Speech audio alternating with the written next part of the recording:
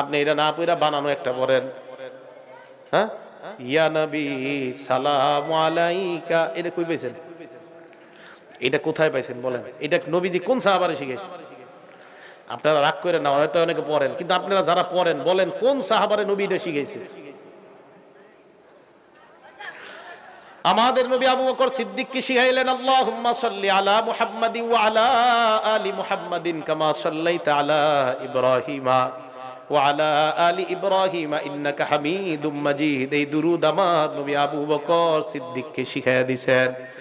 তাহলে যেই দুরূদ দুনিয়ার শ্রেষ্ঠ মানুষ শ্রেষ্ঠ উম্মতকে শিখাইলেন, এটার মধ্যে ফায়দা আছে না নাই? আর আমরা যেটা বানায় পড়ি এটার মধ্যে ফায়দা না ক্ষতি?